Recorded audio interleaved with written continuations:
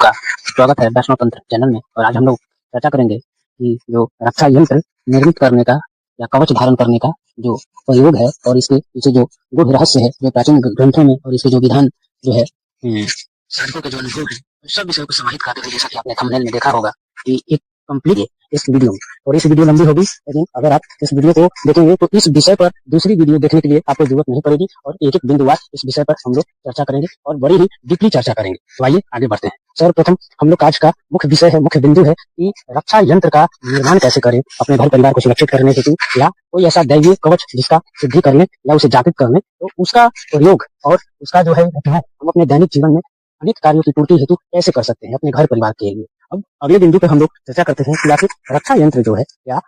रक्षा कवच जो है उसको हम लोग क्यों धारण ही क्यों करें, वो पहले ही क्यों जरूरी है। देखिए वर्तमान जो समय चल रहा है वो बड़ा ही विकट समय है और कवच का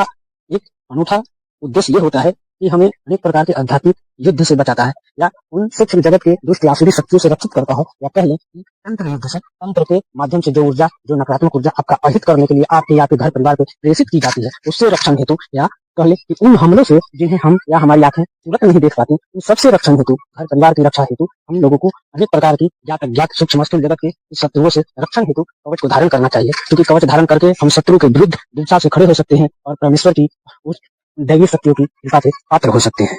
तो चर्चा करेंगे अगले बिंदु में कि कवच किस देवी देवता का धारण करें या रक्षा यंत्र का जो है निर्माण किस देवी देवता का करें या किस देवी देवता के कवच को पूर्णतः जागृत करें, इसका निर्धारण कैसे करें। तो आइए इस विषय पर हम लोग आगे बढ़ते हैं। दूसरे गोत्र के बारे में जानकारी है और उन गोत्र के जो मुख्य देवी देवता होते हैं, अगर उनके बारे में आपको जानकारी है तो जो गोत्र के मुख्य देवी देवता होते हैं वो जो पंचदेव होते हैं, पंचदेवों में जो पूजित हैं जैसे कि गणेश जी, दुर्गा जी, भगवान विष्णु, ये सूर्य भगवान और महादेव हो गए, इन पांचों के या पांचों के ही किसी अन्य स्वरूप के देवी देवता गोत्र के मुख्य देवी देवता होते हैं। अगर इनके बारे में आपको जानकारी है तो आप इनके किसी भी जो है ये कवच या रक्षा यंत्र का निर्माण कर सकते हैं। मान लेते हैं ये दूसरी बात ये भी आती है कि आपको अपने गोत्र के बारे में कोई विशेष जानकारी नहीं है या देवी देवता के बारे में जानकारी नहीं है, तो आप वहाँ पर ये कर सकते हैं कि आपके जो इष्ट देवता है, अब इष्ट देवता के कवच या रक्षा यंत्र को धारण कर सकते हैं। अब इष्ट देवता के भी निर्धारण में दो बातें आती हैं। पहली बात यह है कि अगर आपके पास आपकी जन्म कुंडली है तो किसी योग्य व्यक्ति से अपनी जन्म कुंडली का विश्लेषण करवा करके अपने इष्ट देवता का निर्धारण करवा ले सकते हैं। अगर आपके पास जन्म कुंडली नहीं है तो दूसरी बात यह है कि जिस भी देवी देवता के आप अपने आप को बहुत ज्यादा लगाव महसूस करते हैं, उनसे जुड़ाव महसूस करते हैं,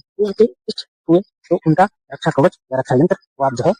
ये जागृत कर सकते हैं या उनको धारण कर सकते हैं। दूसरी बात, अब इसमें एक बात और है कि हो सकता है कि बहुत सारे लोग सात्विक प्रवृत्ति के हो, तो सात्विक लोगों को सात्विक ही देवी देवताओं का रक्षा यंत्र या कवच को जागृत करना चाहिए, और जो तामसिक होते हैं वो तामसिक कर सकते हैं। अब इसमें एक बात और है कि जैसे सात्विक देवता तामसिक देवता का विभेद कैसे हो, तो जिनका पूजा पद्धति सात्विक तरीके से होता है जैसे कि हनुमान जी हुए, इनका अक्सर पूजा पद्धति जो है वो सात्विक तरीके से ही होता है, तो सात्विक लोग ये अपना कर सकते हैं। और जो तामसिक लोग हैं जैसे जो मांस मदिरा वगैरह का ये करते हैं, भक्षण करते हैं, है कि जो लोग ऐसे तामसिक प्रवृत्ति के हैं उनको भैरव आदि के कवच का ये कवच रक्षा यंत्र का निर्माण करके या कवच को ये जागृति की अवस्था में ला करके धारण कर लेना चाहिए। अब ये सब करने के लिए कि जो स्त्री हैं उनको विशेष करके किसी न किसी ऐसी देवी कवच का या देवी रक्षा यंत्र का जो है ये विशेष उपयोग करना चाहिए, क्योंकि इसके पीछे मेरा तर्क और भी है कि जब आप स्त्री हैं तो मासिक धर्म की अवस्था से गुजरते होंगी, और वहां पर जो है ये सात्विक अगर किसी देवी देवता का जैसे स्त्री हैं अगर उन्होंने हनुमान जी का रक्षा यंत्र पहन लिया है तो उस समय होगा ये क्या कि सावधानी पूर्वक आपको जब मासिक धर्म की स्थिति आएगी तो उस रक्षा यंत्र को आपको अपने शरीर से हटाना पड़ेगा। तो जब आप हटाते हैं उस रक्षा यंत्र को, तो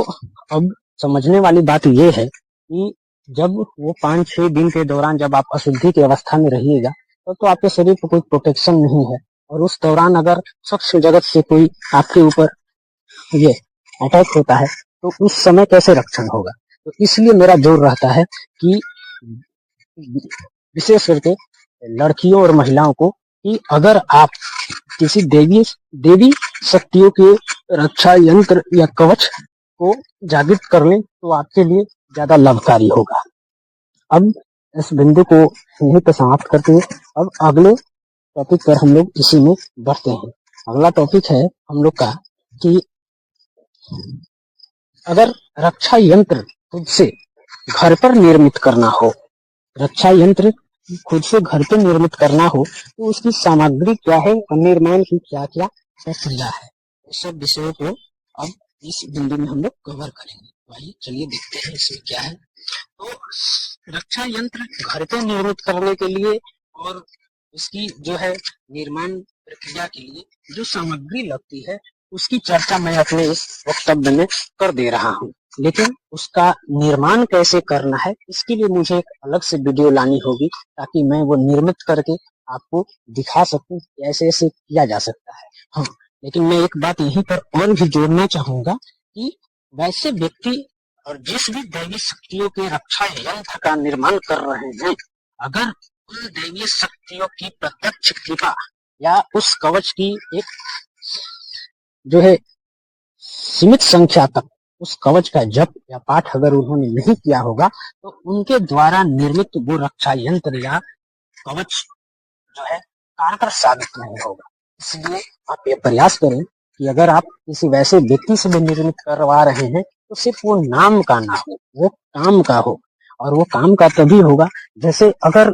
जो है कोई व्यक्ति हनुमान जी की रक्षा यंत्र को निर्मित कर रहा है और उसके पास ब्रह्मचर्य नाम की कोई चीज ही नहीं है, वो सात्विकता नाम की कोई चीज ही नहीं है, तो रक्षा यंत्र कारगर नहीं होगा। भले ही वो निर्मित करके आपको दे दे, रक्षा यंत्र का मतलब होता है कि वो एज ए जो है एक डिवाइस हो गया। आधुनिकता की भाषा में बात करें तो वो चलता फिरता डिवाइस हो गया जो ऑटोमेटिक ये उसमें एक मान के चले कि हमारे ऋषि महर्षियों का ऐसा विज्ञान था, ऐसा यंत्र है रक्षा यंत्र, ऑटोमेटिक वो आपके सूक्ष्म जगत से या स्थूल जगत के शत्रुओं को ऑब्जर्व करके ऑटोमेटिक आपके ऊपर एक जो है रक्षा जो है और निर्मित कर देता है। और ये बहुत बड़ी बात है। तो अगर किसी योग्य व्यक्तियों के द्वारा किसी भी दैवीय शक्तियों का अगर जो है रक्षा यंत्र का निर्माण हो रहा है या उस रक्षा कवच का जो है वो उपयोग करके आपके रक्षण के लिए वो दे रहे हैं, वही वो कारगर होगा। अन्यथा जैसे मन तैसे बैठ करके आप चाहें तो तुरंत लिख करके और उसको जो है डाल लें तो मेरे हिसाब से वो उतना कारगर नहीं होगा। वैसे तो वो दैवीय शक्तियों का अगर ये कवच है तो थोड़ा बहुत ऐसा थोड़ी ही है कि वो प्रभावहीन होगा। लेकिन अगर आप चाह रहे हैं कि वो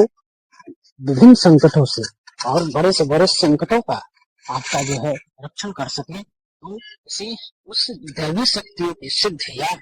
उस दैवीय शक्तियों का जो जो साधक है उनके द्वारा अगर निर्मित रक्षा यंत्र मिल जाए ये सोने पे सुहागा वाली बात होगी। रक्षा यंत्र निर्माण और कवच प्रयोग में अब हम लोग का अगला बिंदु है कि रक्षा निर्माण करते समय हमें किन किन सामग्रियों की आवश्यकता पड़ती है या किन किन सामग्री की आवश्यकता पड़ सकती है, इन विषयों पर इस विषय पर थोड़ा सा देखते हैं। तो सर्वप्रथम तो रक्षा यंत्र को निर्मित करने के लिए उस पे उकेरने के लिए आपको अनार के कलम का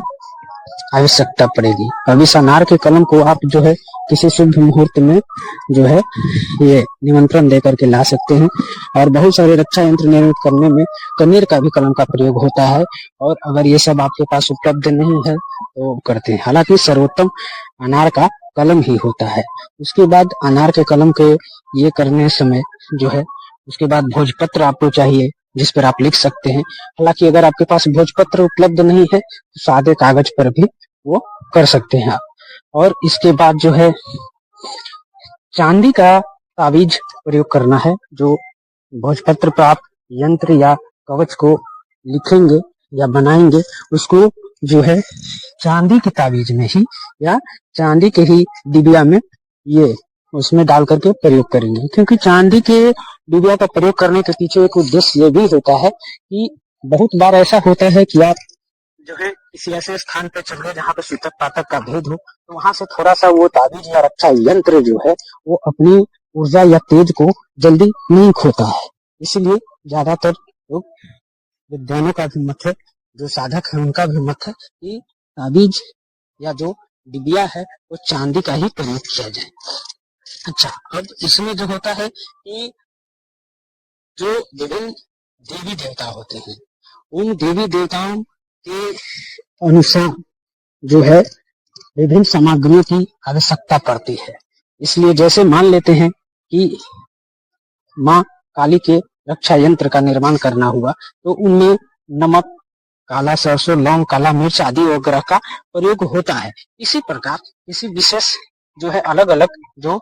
दैवीय शक्तियां हैं उनके रक्षा यंत्र में कुछ कुछ सामग्री बदल जाती है, अन्यथा लगभग सामग्री 70 से 80% सामग्री सेम ही होता है। हाँ, ये कह सकते हैं तो रक्षा यंत्र निर्मित करते हुए देवी देवताओं के अनुसार उसका विज्ञान विधान और कुछ सिद्धांत भी बदल जाता है, जो कि अभी इस वीडियो सीरीज में हम लोग आगे धीरे धीरे करके उस सभी को जानेंगे। अच्छा, रक्षा यंत्र निर्मित करते समय एक बात और भी ध्यान रखना है कि प्रयास करना है कि गोधूली बेला में दीपक की रोशनी में निर्मित किया जाए तो, या कवच का लेखन किया जाए तो वो बड़ा दिव्य होता है, तेज होता है। या जिस भी देवी देवता का रक्षा यंत्र या कवच को आप जो है तो आपको प्रयत्न करना चाहिए कि उसी देवी देवता से संबंधित कोई विशेष दिन हो या वही बार हो। जैसे अगर हनुमान जी का आप निर्मित कर रहे हैं या कवच लिख रहे हैं तो मंगलवार के दिन विशेष लाभकारी होगा। इसी के बाद आगे बढ़ते हैं। कुछ लोग का ये भी प्रश्न हो सकता है कि क्या चांदी ही आवश्यक है, तो मैं फिर से एक बार जोर दे के कह रहा हूँ कि हाँ, चांदी आवश्यक है। ऐसे आप चांदी की जगह पंच धातु अष्ट धातु का भी प्रयोग कर सकते हैं, लेकिन मैं फर्स्ट प्रायोरिटी चांदी को ही देना चाहूंगा। अच्छा, ये प्रयत्न करना है कि रक्षा यंत्र की जो माला है जो आप निर्मित करेंगे वो आपके जो मणिपुर चक्र है जो सीना के नीचे जस्ट होता है वहां से वो मुड़ जाए, ज्यादा लंबा ना हो ज्यादा छोटा ना हो, वो थोड़ा सा जो है अच्छा होता है। इस बात का विशेष ध्यान रखें। अच्छा, जिस भी देवी देवता का जो है ये रक्षा यंत्र अगर आप निर्मित कर रहे हैं और उन देवी देवता का उसमें जो है यज्ञ भस्म का भी प्रयोग होता है, अगर वो आपको यज्ञ भस्म न मिले, न उपलब्ध हो, तो उसके स्थान पर आप ये कर सकते हैं कि जो बलि विधान करते समय जो सात्विक तौर तरीके से बलि विधान करते हैं उनका भी अगर भस्म उपलब्ध हो, जैसे बहुत सारे ऐसे होते हैं, ऐसी प्रक्रियाएं होती हैं कि उन देवी देवताओं के निमित्त लौंग आदि की भी बलि दी जाती है। तो बलि का लौंग आदि जब आप दे करके जलाएंगे तो उसमें जो वो लौंग का भस्म बचेगा अंत में, उसका भी प्रयोग आप उस विशेष देवी देवता के निमित्त जो आप अर्पित किए थे, जैसे ऐसा नहीं करना है, मान लेते हैं कि वो हनुमान जी के निमित्त किए हैं तो उसका प्रयोग हनुमान जी के ही यंत्र या कवच के निर्माण में प्रयोग करना है। इसके बाद दूसरे किसी देवी देवता का नहीं करना है। इसके बाद जो है अब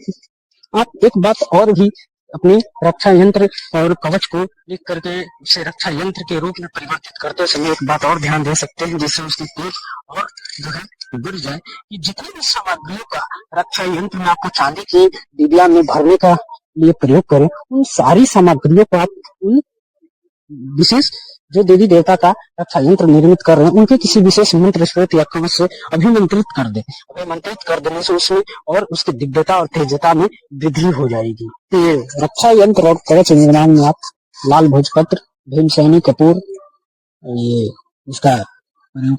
कर सकते हैं, अष्टगंध का प्रयोग कर सकते हैं। अष्टगंध का पाउडर होता है, लाल अष्टगंध अगर मिल जाए तो वो ज्यादा बेहतर होता है, इसलिए लाल अष्टगंध का ही प्रयोग करने का प्रयत्न करें। इसके उपरांत और भी सामग्री में जो है, मैंने फिर से कहा कि सामग्रियां थोड़ी बहुत बदल सकती हैं, लेकिन अंततः यही सारी सामग्रियां होती हैं। इसमें भोजपत्र पर ये लिखा हुआ रक्षा यंत्र हो, बनाया हुआ रक्षा यंत्र हो, या किसी कवच का जो है लेखन किया गया हो, और उसके बाद इस कवच को प्रतिष्ठित करके, रक्षा यंत्र को प्रतिष्ठित करके, पंचोपचार पूजा करके और इसकी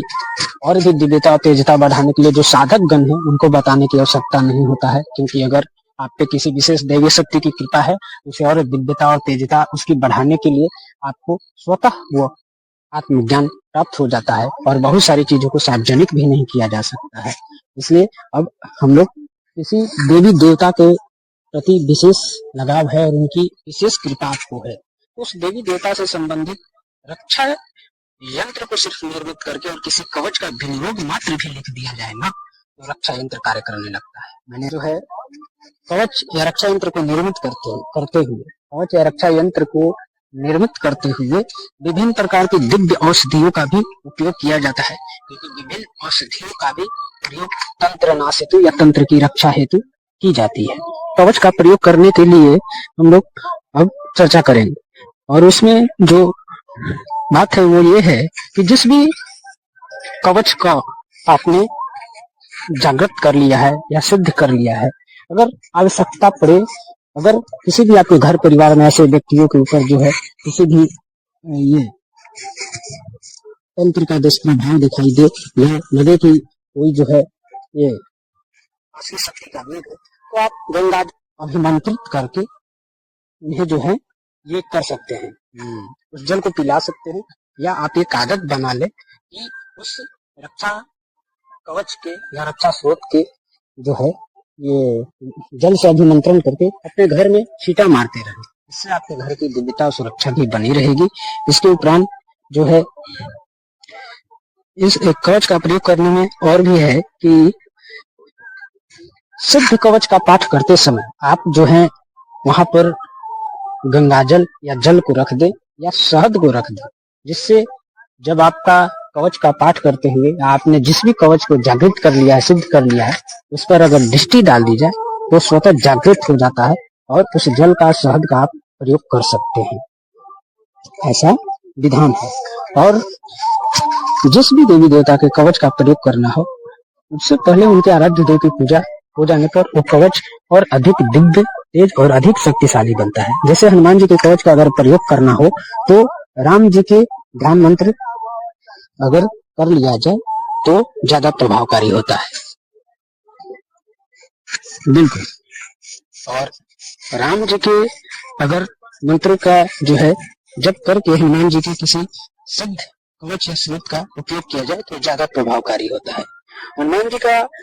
जैसे मान लेते हैं कि अगर आप जो है हनुमान जी के किसी कवच का पाठ कर रहे हैं और वहां पर एक पात्र में जो है गंगाजल या जल रख के और तुलसी दल रखे और मान लेते हैं कि 108 पाठ करना है, तो 10-10 पाठ होता जाए और एक-एक तुलसी दल जो आप लेकर के पाठ कर रहे हैं वो उस जल में छोड़ते जाएंगे, तो वो रखा हुआ पात्र में जल स्वतः अभिमंत्रित हो जाएगा और फिर उस जल का आप प्रयोग कर सकते हैं। या किसी उस जल का फिर किसी व्यक्ति पर अगर अभिचार प्रयोग हुआ हो तो वो सिद्ध कवच से अभिमंत्रित खाली जल को खाली पेट पिलाए। अगर खाली पेट जब आप सुबह सुबह उस जो है अभिमंत्रित जो है जल को पिलाएंगे, या ऐसा भी मैंने देखा है अपने जीवन में कि किसी को खाने वाली सामग्रियों में अगर कोई अभिचार कर्म का प्रयोग करके खिला दिया जाता है और यह सिद्ध कवच से या जागृत कवच से जो है अभिमंत्रित जल को पिलाया जाता है खाली पेट में सुबह में, तो जो है अगर ये मुसलमानी तंत्र होगा तो जो है वहां पर ये गंगाजल या गौमूत्र का प्रयोग करना ज्यादा फायदेमंद होगा। अच्छा, जब वो जल पिलाएंगे तो हो सकता है कि उस व्यक्ति को उल्टी होने लगे, चक्कर आने लगे, बार बार मूत्र विसर्जन जाना पड़े, तो घबराना नहीं है। इस बात का संकेत है जो अभिमंत्रित जल आपने कवच का प्रयोग करते हुए आपने जो पिलाया वो जो है अपना कार्य कर रहा है, बस ये संकेत मात्र होता है। अब हम लोग आगे चर्चा करेंगे कि अच्छा रक्षा कवच में दो बातें और भी हैं जो मुझे जो है ये कहना चाहूंगा कि जैसे किसी कवच का आप निश्चित संख्या में अगर पाठ कर लेते हैं, उसके बाद उस कवच का प्रभाव आपके शरीर पर भी आ जाता है। उस कवच के मुख्य देवता का स्मरण करते हुए अगर आप चाहते हैं, जैसे मान लेते हैं कि मैंने हनुमान जी का कोई जो है ये किया, कवच को सिद्ध कर लिया है, जागृत कर लिया है और एक निश्चित और उचित जो है संख्या तक उसका पाठ कर लिया है, तो अगर आप जो है कहीं भी किसी भी स्थान पर जाते हैं, किसी पूजा स्थल पर भी जा रहे हैं, विशेष करके मेरा कर्मकांडी ब्राह्मणों से आग्रह है जो कर्मकांड कराते हैं, और किसी यजमान के यहाँ अगर आप पूजा पाठ कराने जाते हैं या किसी ऐसे दैवीय पूजन में आप सम्मिलित होते हैं, तो आप वहां पर जिस रक्षा कवच का आपने जो है अत्यधिक संख्या में पाठ कर लिया है, उस रक्षा कवच के या कवच के मुख्य देवता का स्मरण करते हुए अगर आप शंखनाद भी कर देना, तो उस शंखनाद की ध्वनि जहां तक जाएगी वहां तक एक सुरक्षा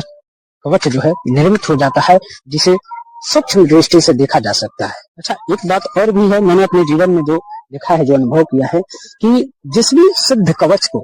आपने जो है या जागृत कवच को अगर आपने आपके पास वो हथियार है सिद्ध कवच या रक्षा जो है यंत्र के रूप में, और किसी व्यक्ति को या किसी ऐसे स्थान को जिसका आप चाहते हैं कि सुरक्षा हो, वो सुरक्षा कवच के अंतर्गत जो है ये उपस्थित हो जाए, तो आप प्रयत्न करेंगे कि जो है ये उस व्यक्ति को या उस स्थान का ध्यान करते हुए उस कवच का अगर पाठ कर दिया जाए तो सूक्ष्म जगत से उसे जो है सुरक्षा कवच उपलब्ध हो जाती है। ऐसा आप प्रयोग कर सकते हैं। अच्छा, ऐसे स्थानों को या ऐसे किसी भी जो है ये व्यक्ति के जो है सुरक्षा कवच आरूढ़ करने के लिए भस्म का भी प्रयोग कर सकते हैं। भस्म का प्रयोग में आप यहाँ पर तत्काल के लिए भी कर सकते हैं कि जिस भी देवी देवता का वहाँ जो धूप बत्ती जलाया गया है उसके भस्म का भी उपयोग कर सकते हैं। तो ये सब चीजें थी। अब इन्हीं चीजों में अब आगे के विषयों पर हम चर्चा करेंगे और उसमें जो है कि रक्षा कवच को शक्तिशाली कैसे बनाया जाए, इसमें जो है हम लोग देखने का प्रयत्न करते हैं कि रक्षा कवच जो है या जो रक्षा यंत्र हमने निर्मित किया है या जो सिद्ध कवच है उसको दिव्यता और तेजता को और कैसे बढ़ाया जाए ये थोड़ा सा देखा जाए। तो इसमें जो है जो पहली बात है वो ये है कि इस कवच को आपने धारण किया हुआ है। जिस कवच का कहने का मतलब कि जिस भी देवी देवता का कवच या रक्षा यंत्र आपने धारण किया हुआ है या कवच को सिद्ध या जागृत किया है उस देवता के या उसी अगर आपको जानकारी है कि उस रक्षा यंत्र में या जो है कौन सा स्रोत कवच या मंत्र का प्रयोग किया गया है, अगर उसका बार बार पुरस्चरण किया जाए और हवन आदि के माध्यम से उसे पुष्ट किया जाए तो वो दिन प्रतिदिन अत्यधिक दिव्यता और तेजता को धारण कर लेगा और आने वाले विभिन्न संकटों का वो नाश करने में सक्षम हो जाएगा। अच्छा, आवरण पूजा करके इस रक्षा यंत्र की या कवच के आवरण पूजा करके कवच के प्रभाव को भी बढ़ाया जा सकता है। या एक बात और भी है कि जिस भी देवी देवता को मान लेते हैं कि आपको जानकारी नहीं है कि रक्षा यंत्र में कौन सा कवच स्रोत या मंत्र का उपयोग किया गया है, तो इतना तो जानकारी होगा ही कि किस देवी या देवता का यह रक्षा यंत्र आपने धारण कर रखा है। उनसे संबंधित कोई कवच स्रोत मंत्र अष्टोत्तर शतनामावली सहस्त्रनाम आदि के भी आदि से भी उस रक्षा यंत्र या कवच के साथ अभिषेक करें तो जो है या उसका जप करें तो दिन प्रतिदिन वो और शक्तिशाली होता जाएगा। अच्छा, देवता के अगले बिंदु पे बात करते हैं कि देवता के अभिषेक वाला जल कवच को कुछ देर रख देने से जो है सामर्थ्य जो है उस रक्षा यंत्र की बढ़ जाती है। और प्रयास तो यही करना चाहिए कि माह में कम से कम एक बार कवच को संध्या नमक गंगाजल आदि से अभिषेक करने के उपरांत देवता की जो अस्त्र होता है अस्त्र पर कवच को लटका दें और रख देने के बाद फिर अगर आप सात्विक तरीके से पूजन करते हैं तो सात्विक बलि विधान करें और अगर आप तामसिक हैं तो तामसिक बलि विधान कर सकते हैं। अच्छा, बलि विधान करते समय किसी योग्य साधक या योग्य व्यक्ति के मार्गदर्शन में ही करें। अच्छा, ये सब कर देने से जो है उस रक्षा यंत्र कवच को जो है और शक्ति प्राप्त हो जाती है, वो अधिक दिव्य हो जाता है। रक्षा यंत्र निर्माण एवं कवच सिद्धि प्रयोग में अब हम लोग अगले बिंदु पर बात कर रहे हैं कि रक्षा यंत्र या कवच को शुद्धता और पवित्रता का ध्यान कैसे रखा जा सकता है। तो आइए इस विषय पर किन किन तथ्यों को ध्यान रखना आवश्यक है तो जानने का प्रयत्न करते हैं। तो सर्वप्रथम सूतक या पाता या वैसी स्त्रियां जिन्हें मासिक धर्म जब होता है उसके बाद कवच के धागों को बदल लेना चाहिए और सेंधा नमक से धो करके गंगाजल गौ दूध आदि से धो करके पंचोपचार पूजन करके पुनः उसे धारण कर लेना चाहिए। अच्छा, कवच धारण करने वाला यदि पूजा पाठ न करे, जैसे होता है मन में विचार हो जाता है कि मैंने तो कवच धारण कर लिया है, मुझे कुछ करने की जरूरत नहीं है, उस कवच की एक ऊर्जा होती है और आपका काम ये है, आपका कार्य ये होना चाहिए कि दिन प्रतिदिन उस कवच से संबंधित ऐसे पूजन पाठ्यों को शामिल करें अपने दैनिक जीवन में कि उसकी दिव्यता और ऊर्जा में वृद्धि हो। और अगर आप कुछ ऐसा नहीं करते हैं तो आपके कर्म के अनुसार उस कवच की ऊर्जा या शक्ति दिन प्रतिदिन नष्ट होती जाएगी, छीन होती जाएगी और एक समय ऐसा आएगा कि वो कवच जो है ये उतना कार्य करने में सक्षम नहीं हो पाएगा। तो इन चीजों को ध्यान रखना चाहिए। अब अगले बिंदु पर हम लोग बात कर रहे हैं कि रक्षा यंत्र और कवच से संबंधित क्या क्या सावधानियां हो सकती हैं। तो सावधानियों में हम लोग सर्वप्रथम बात करेंगे कि जैसे आपको अगर कोई कवच किसी के द्वारा निर्मित करके या रक्षा यंत्र निर्मित करके दिया गया है, उस डिबिया को खोलने का प्रयास ना करें। आप ऐसा ना करें कि थोड़ा मानव मस्तिष्क से थोड़ा सा विचार ये आ जाता है, विशेष करके उन लोगों के पास जरूर आएगा जो किसी न किसी आसुरी शक्तियों के साथ संपर्क में है, तो वो ये जानने का, देखने का ये प्रयत्न करने लगते हैं कि थोड़ा सा उनके मस्तिष्क में ये चिंतन आने लगता है कि हम खोल करके देखें कि इसमें क्या क्या डाला हुआ है, क्या क्या कैसे है। तो ऐसा नहीं करना चाहिए, इन सब चीजों से बचना चाहिए। अच्छा, ये करने के बाद फिर आप जो है और 2-3 बातों का ध्यान रख सकते हैं, और वो ये है कि कवच के, जैसे रक्षा यंत्र, ये हम कवच की बात कर रहे हैं। कवच, अगर आप किसी कवच का जो है ये